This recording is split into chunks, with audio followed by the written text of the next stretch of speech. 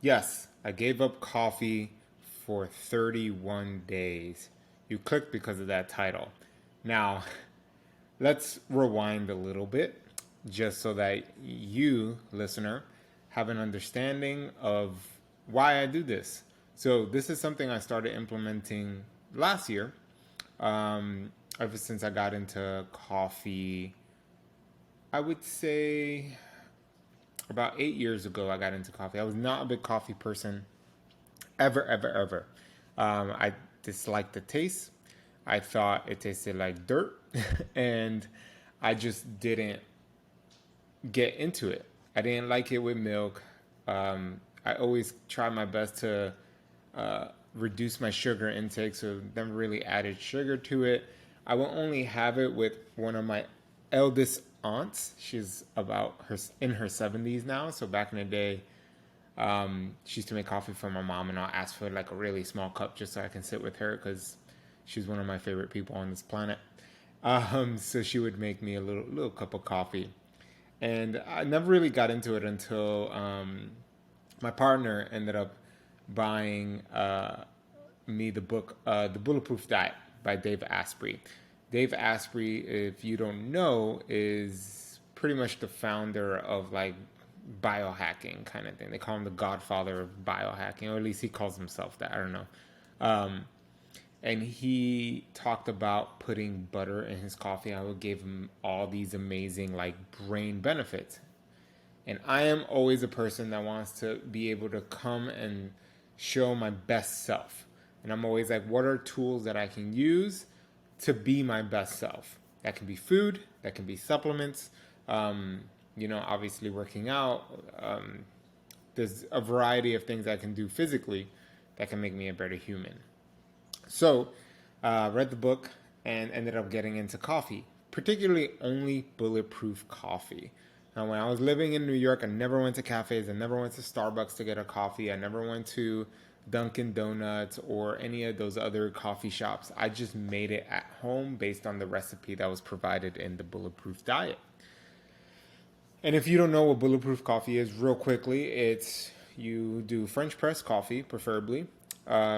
You put about a tablespoon of butter, and then you pop in some coconut oil or MCT oil, which is a different processing version of coconut oil.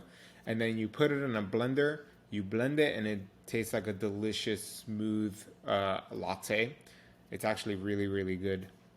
Some people add drops of stevia into it. Some people actually add sugar to it. It's pretty intense already with the milk and the coconut oil, so I never added anything.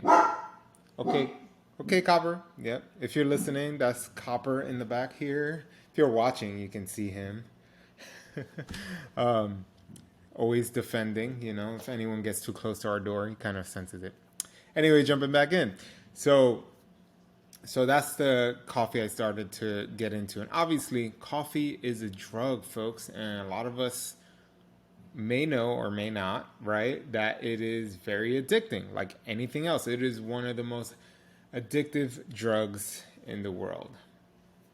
And I have been drinking it for as long as I can remember. I think I stopped a little when I lived in China and I got into green tea, just because of the abundance of green tea over there and the shops that they had. Like getting coffee wasn't a huge thing over there, actually. There wasn't like coffee shops or anything. You can get it, but it was just not as relevant or abundant as it is out here in America or maybe in certain parts of Europe and other countries. So when I was in China, I really didn't drink it. And then when I got back, I jumped back into the bandwagon of drinking it again. So with that context, last year I read a book by Michael Pollan called This Is Your Brain on Plants. I'm looking at my library here. This is Your Mind on Plants. And he talks about three different plants that we ingest. And one of them was coffee. He has a whole, I think it's about a quarter of the book, all about the history of coffee, where it came from, the chemistry of it, what it does to our brains, like everything you can think of. And in that book, he uses his own story and his own experience of getting rid of coffee for 3 months. And he lives here in Berkeley, and he talks about it. And like, it's difficult in the beginning, but after about a week, you kind of get used to it. To be honest, um, you still miss it, but he talks about all of that. And in my experience, and this is where we get into mine, when I did it last year, I did it for almost 3 months. I did it for like about 2.5 months. And there's something, what I learned that first time, because I started with coffee, then I went down to green tea. And then from there, I started utilizing this thing called mud water. That was my first month and a half. Then I just stopped that, and I now was making this special herbal tea that I bought with the chrysanthemum flowers. It was pretty good, so I used that. And what I learned that first time doing it is how important it is to have a morning ritual. And I think coffee is one of the best morning rituals you can have. There's something about, at least for me, I used to make French press all the time. It's just like, if you get a whole beans, you grind up your beans, you put it into the French press, you heat up your water to a certain temperature, you pour the water in slowly. It's very meditative. It's perfect for starting your morning in the right way. Unfortunately, a lot of folks, and I did this when I worked at my job in New York City. I wouldn't have coffee till I got into the office, and we had a Keurig machine, so you just pop the pot in, you have your cup of coffee, and then you go about your day. But when we moved to California, especially during the pandemic where you couldn't go out and everything, we decided to just buy all the coffee stuff, And within buying all the coffee equipment, we just really got into making our coffee and just understanding the whole different, kinds of coffee: the dark roast, the light roast, the medium roast, and all the tasting notes that are in the coffee. Like all these things we started to really dig into. And we used to order our coffee from a company called Four Sigmatic. And there's something, and that first time of not having coffee for 2.5 months was that. Like, I love that morning ritual. I had never had that growing up. It was mostly just get out of bed, get dressed, and brush your teeth, and then you're out the door. That was a big part of how I lived my life for majority of it, aside from the last 3 years. I used to just get up, brush my teeth, get dressed, and leave. So within 20 minutes, I'm already heading to work half asleep. So never had a morning ritual or like something to really get me started in the morning. So I thought, and even not even making coffee in the morning, like, but if you go into an office, you're going to work, or you're doing something where you go outside, you walk your dog, and you stop by a local coffee shop, there's something about that. I don't know. It just sets up the precedence of the day. And that first time, I was like, I truly missed this, which is why I started to use the tea. Because for like 2 weeks, I wasn't doing anything. I was just having like a cup of water, or like heating up some water and having like peppermint tea that we had or something like that. So I decided to buy a whole tea kit just to have something in the morning. So, I didn't think about that or I didn't ponder on that until I stopped drinking coffee. And also, I had an appreciation for coffee after that. After removing that, and just like, my brain took a few hours to really get into the zone, versus like having a cup of coffee, you kind of get teleported right there and you're in the zone, right? So there was also that miss that I had where it would take me to like 10:30, 11 before I felt like my brain was on. And there's other aspects to that I utilize as well. But I want to talk about this time, because this time it was only 31 days. And the reason I did it this time was different than the reason I did it last time. Last time was because I read a book and I was like, and I'm a big believer in like, sometimes you want to let something go that you're so used to doing, whether that's drinking coffee, or doing, anything else you really like to do, like fasting, for instance. I know that was a big thing for the last few years, and like removing food just to see, like, I'm too embedded into this. I need to remove myself from this so that I can see how much I appreciate it, see how much it means in my life. There's something meditative and beautiful about that. And I think it's like more of a Buddhist way of looking at life, where you like remove something and you're like, oh my God, I never knew how much I needed this, right? Obviously, we need food to survive. But once you fast for 5 days, which I've done before, and then you eat your first bite, the deliciousness and just the feeling and like the taste, like everything is heightened. And that's not something you get because we're eating 3 to 5 times a day, and this we have abundance of food. Not everywhere in the world, but if you live in America, you're kind of okay for the most part. For the most part, I'm not saying everybody, but majority of folks are actually okay. You get government assistance if you're in low income housing, and there's highly palpable foods, right? Foods that taste really good, even though they're very cheap. I'm not gonna lie, McDonald's fries, while I haven't had them in a long time, they're still probably super delicious. I had it a little while ago for a video I made on my channel, and I loved it. And the same is true for anything else. So removing coffee this time around was because I noticed that there was that appreciation got lost. After I jumped back into coffee and drinking it every day, over the last 2 months, I noticed that one cup, I will only have a cup a day. I know there's people out there, if you're listening, if you're a 2 to 3 cup drinker, or you're that person that bullshits themselves and says like, oh, coffee does nothing to me. Shut up. I'm sorry. And I know my mom, if she's listening to this, she's one of those people. She's one of those people that get her nightly coffee. Like, and it is affecting you. And you don't feel it because obviously, like any drug, and we just finished watching Dope Sick. Like any drug, you get accustomed to that amount. So you have a certain amount, you get accustomed to that. It doesn't work. It doesn't work anymore. And I put that in quotations if you're watching in video, that it doesn't work anymore. It's working in the background. It's still going through your bloodstream. It's still affecting your brain in many ways. It's still getting processed by your liver. There's so many things that you're unaware of that it's working on.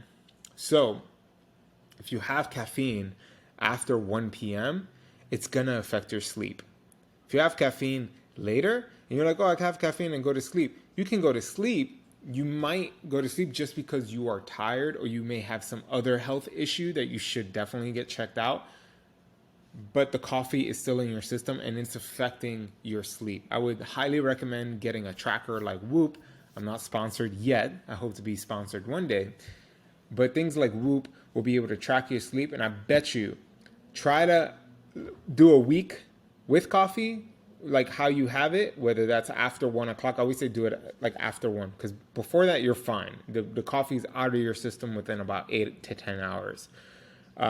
But if you drink it after that, just see your recovery level. And that's how it tracks. It tracks your recovery. After you go to sleep, you get green, yellow, or red. It gives you a certain percentage. And then it kind of gives you tips like, oh, maybe last night, you were drinking, or like maybe this or that, right? So anyway, trackers helpful to see, so you can actually see what's happening in the background. While you may not feel it, it's still affecting you, and in the long term, not in the short term. So just wanted to throw that out there as a tip from your previous health coach here. So anyway, I digress. I got rid of coffee because I noticed that my 1 cup a day was not enough. I ended up having 2 cups a day. I would wake up and immediately make my coffee, drink my cup, and it's not even a cup. The cup that I use is about 16 to 20 ounces. So that's technically 2 servings of coffee. Was not enough. And about 2 hours later, when I take my quick break around 10:30 from my day job, I would probably take a walk or something, and I would end up going to one of the coffee shops nearby, not every day, but some days, and getting a small Americano. That was my thing. Americanos are my thing. And I was like, crap, like, I did that probably for about a month and a half before I realized I need to stop. I need to take a step back, remove it, then bring it back smartly. So, and this is why it's great to know at least a little bit of knowledge about health, understanding about your body, understanding about your mind. Like these things, this awareness, which is so key in everything you do in life, especially in this, it's powerful. It's powerful to have that because once you have that awareness, you're like, wait, I need to take a step back and I need to look at this from a different perspective and see how this is affecting me for the greater, in the greater sense of things. Because the way I was drinking this coffee, I remember by like 1 or 2 o'clock, I would get the huge energy dip. And people talk about this, the energy dip prior to coffee. Another reason why I didn't have it was because people would talk about this slump in the afternoon, which is why they get their second cup of coffee. When I went to school for my health, I noticed that was because they would have like milk and sugar. And obviously sugar raises your blood sugar and then it just like falls dramatically, which gives you that really tired, groggy feeling in the afternoon. So when I drink coffee, I always drink it black because I want to avoid that. But even though I was drinking it black, I was still getting the same slump. I couldn't understand why. So I was like, I don't know if it's the coffee. It could be something else, God forbid.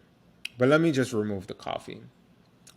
So week 1, I just went down to green tea because I didn't want to deal with any symptoms of withdrawal, because you do go through withdrawal symptoms with coffee. If you probably missed a cup a day because you were super busy, you get a huge headache, things like that happen. That's because your body is still craving it. It's a drug. Again, it's a drug, and this is something that we forget. So that first week, that afternoon grogginess, nothing, no more. If anything, my sleep was much better. I sleep fairly well, but I noticed that I wouldn't wake up groggy. I will just wake up and just be fine. I was like, that's interesting, right? And I didn't start feeling like that till my 3rd or 4th day of no coffee. I didn't say I was still having caffeine through green tea. And this was August 1st I started. And then that second week, I completely removed the green tea. Gone. No green tea. I ended up buying like some peppermint tea and then some maca / ashwagandha tea, just to change it up a little bit because you get bored of drinking the same thing. And that coffee, removing that, again, no afternoon slumps, and I felt good. I would wake up ready to go. Instead, my morning jolt would be a workout. It would be doing some yoga. It would go to Brazilian jiu-jitsu. That was kind of like, that's what was my replacement for coffee, outside of just having some herbal tea, which I wouldn't even have right away. I usually just save it for when I'm about to like sit at 9 a.m. to check on emails and stuff like that at my day job. Excuse me while I drink some water. I would drink a whole gigantic thing of water every morning. So there's that. I apologize for the bikes. Oakland, people just like to make noise. Anyway. So in doing that, the removing, I was missing it, of course. Like Karina here would still create her coffee and I would smell it every morning. And when I would go out to walk the dog, I'd see lines outside of each of these coffee shops that are local to us. And, I'd be like, that's interesting. Like we're truly addicted to this thing. And it really made me think about how much. I think I was having a conversation, and I'm going to pull my phone out, so apologize. I'm pulling my phone out because I had a conversation with a good friend of mine, Kayvon. If you listening, buddy, I love that little conversation we had around coffee. And he said something, because before I get into that, I'm going to say I had coffee again. It's September 3rd. I did it from August 1st to September 2nd, technically. So probably more than 31 days. But I I went to Phil's Coffee. If you're from California, it's a well-known brand and chain out here in the West Coast. It's one of my favorite spots to get coffee from. So Friday, September 2nd, yesterday, I go to Phil's because I was like, I can work. I'm a remote worker. So I drop Karina off at an airport. I go to a nearby Phil's and I sit there and work all morning. And I decided to get my first cup of coffee, but I was like, I'm not going to do it up. I'm not going to go crazy. I used to get like a large all the time. Like, no, I'm going to get a really small one. And I'm going to get a medium roast because I don't want to deal with the dark. I forgot what's the name of the one that I always get. I always just look at the sign, but it's the one that tastes like hazelnut. So I get it, black as always. It comes with mint in it, I think. And I drink it, and I'm like, my brain is on fire. Like, everything just works. Like I always say, like I told y'all before, it would take about a few hours before my brain even felt anywhere near like I was feeling. It was about 9 a.m. My brain is on fire. I'm getting so much done. I was on a call. Everything, my memory recall was just on point. My ideas were just coming out of me. And I was like, oh my God. Like I feel like I'm on drugs. I feel like I've never taken Adderall. But if this is what Adderall feels like, that's what it felt like. Everything I was doing at work, I was just so focused. I wasn't even looking at my phone. It was amazing. It was amazing. And I was like, do people feel like this all the time? Because that wasn't the case for me. Obviously not. I learned that that's not the case. Like when you get off of it, obviously the amount you can have, and I'm losing the word, like how you get used to it, but the amount you can have lessens. So right now I'm in a space where like I have one small cup and I'm running, with it. Versus before, my body just got used to it. I needed more to feel that way. So I'm still trying to figure out what I have to do to make sure that I don't have to have too much. Just have enough. But anyway, so I drink the coffee. It gives me a good about 3 to 4 hour run, like just like on, right? And then that was about 9 a.m. Maybe about 1 or 1:30. I start to feel like this intense amount of anxiety. You're looking at me here. If you're on video, it's September 3rd. I had a decaf coffee today because I didn't want to feel like that again. I wanted the amazing feeling, but I didn't want to feel the anxiety. So, and I have not felt that today. Guys, I'll do a whole podcast on like managing anxiety because I've grown up with really bad anxiety. And I've also, like during 2020, my anxiety was at an all-time high. I mean, shortness of breath. I mean, feeling like I was going to pass out at times, like just really, really bad. I had a panic attack in like China at one point. Like anxiety has lived in my life for a long time. But, and this is where it gets interesting. And thank you again, Kayvon, if you're listening for this little thought, because it was just like, I haven't had anxiety for so long. It's been over a month, I'd say. I was going through some stuff in the middle of July, and definitely my anxiety was a little higher then. But for the last 30 days, all of August, through the ups and downs, like life has its own ups and downs, no anxiety. It's totally fine. I would just utilize my breathing patterns if something was stressful at work or like something in life was stressful, and I was fine. Anxiety would just, boop, disappear. But this anxiety just was like a huge, it's as if I was like saving the anxiety for 2 weeks. And then all of a sudden it got full and was like, you have to deal with it now so that we can empty out. Right. So, and I just wrote an article on like empty vessels and like emptying your vessel and like filling it back. And sometimes that could be in the negative as well. And it's funny because like Kayvon said, talking about easing into coffee, and my theory is I had a regular coffee from Phil's, and if you didn't know, if you have just regular drip coffee, the milligrams of caffeine in that is higher than if I would have gotten just an Americano, which is just an espresso shot with hot water, if you don't know.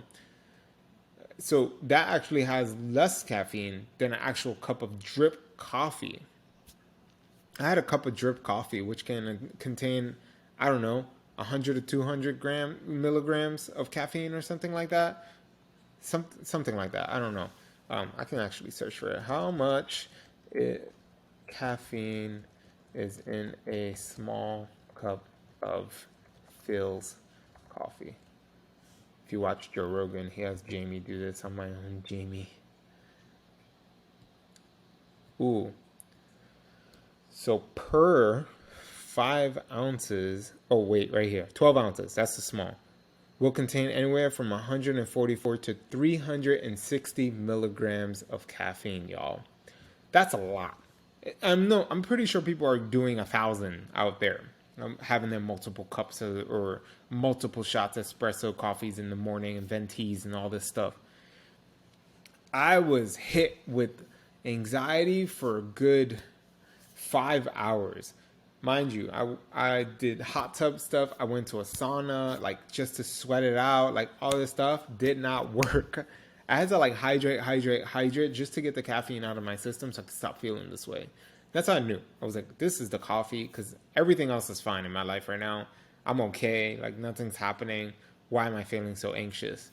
It finally went away by 6, but something, and I'm going back to Kayvon's conversation. He's like, I wonder, and thank you, Kayvon, because you kept me. I'm pondering on this. I'm still pondering on this. He's like, I wonder how much of our collective anxiety is due to how caffeinated we are. Like anything, and I want to start with this. Like anything, caffeine should be used as a tool, which is where I'm at with it right now. I don't know where I'll be in a month. Maybe I'll go back to having it every single day, but right now I don't want to have it every day. That's why today I had decaf. Like I don't mind having it every day, but fully caffeinated regular coffee, no. Decaf or tea, I'll do that in the morning. But for now, unless I have to do something, some really intense work, I have to do some editing, I have to do something creative, write, and do these things, I decided that's when I'm going to do coffee, and I'm going to make sure I focus. Obviously, I'm not going to do it like I did. I'm going to make sure I get something that's less in the milligrams to utilize. I'm still figuring it out, and it's going to take some time. And every body is different. So what may work for me when I have a follow-up to this podcast, if y'all want that, that will change for everybody. Whatever works for me may not work for you. It's dependent on your body, your how much you weigh, and all these different factors that come into this. But yesterday I decided to have it because it's been so long. I just wanted the taste. I missed the taste, and I had to do some work anyway. So I was like, this is a perfect time. And it was great until that anxiety really kicked me in the butt for a few hours. I mean, shaking, the whole thing. And I was hydrating very well. Like I drink a lot of water all day, every day. So it was definitely the caffeine. And I wonder, as Kayvon mentioned, how much of our collective anxiety is due to the fact that we're so highly caffeinated? Because majority of people, maybe you're one of the very few who say, I still go through anxiety and I don't drink coffee, or, I have my tea or something. Because some of us are more sensitive to caffeine than others. So it's something to think about for y'all. What could that be? I don't have an answer. I mean, this is the point of our podcast. My answers are more questions. And through this recent experience, and this is something that I'm going to be doing every year, removing coffee, or at least caffeine, from everything for at least 30 days. If I want to go longer, I'll go longer. If not, I don't. And because this is a drug, I'm trying to figure out my way of how can I make sure I don't fall into the addictions of caffeine. Especially because I have an addictive personality, so I can easily just run off the rails easily. Which is why I was I'm going to do decaf today. Tomorrow, I might have it because I have I'm going to be editing this. I'm going to be doing a lot of work for the podcast and things like that. So I may have coffee, but Monday, no, I'm not going to do it. Tuesday, no need. Wednesday, no need, at least for now. So it's just that. And I wonder, like everyone that experiences anxiety, if you're one of those people, what if you just got off of it for 30 days? What if you got off of it for 2 weeks? Not even a long time, right? See how you feel. See what comes up. See if you're still having the same amount of anxiety. Test it out. You won't know until you test. And then another thing, I think I started the podcast with this, and I'm going to end it with this. The one thing is always good to know is that something doesn't have control or a hold of you. If you're the type of person that says, oh my God, I can't do anything until I have my coffee, the coffee has a hold on you. The caffeine, the drug has a hold on you. You do not control the impulses that you have.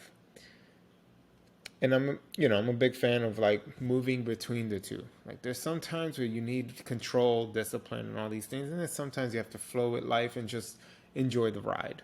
But there needs to be a mixture of both, right? If you want to have a successful life. And you need to know where you stand with them. So think about that. Is caffeine probably the primary driver of your anxiety?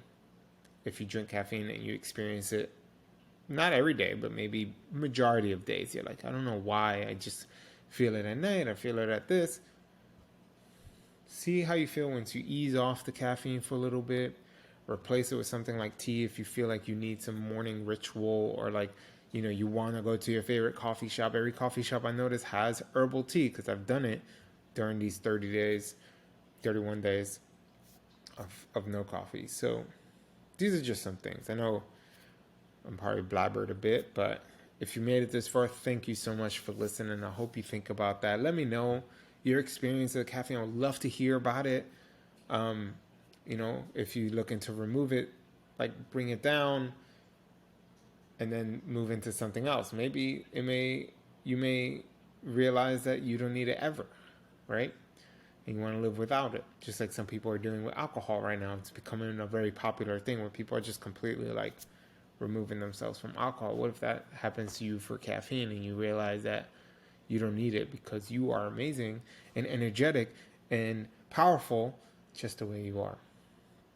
So with that, I'm going to end it here. Thank you so much for listening if you made it this far. Share this episode if you have someone who's addicted to caffeine. Tell them to check it out. And I hope to have a follow-up to this. I would love to hear from y'all, so please reach out to me on Substack, Instagram, Twitter. All those links are in the description down below. Thank you for listening, and I'm seeing all the numbers coming in, and I really appreciate those numbers growing and seeing it grow. So thank you from the bottom of my heart. Well, I hope you enjoy the rest of your week, and until the next episode, stay tuned. Much love, y'all.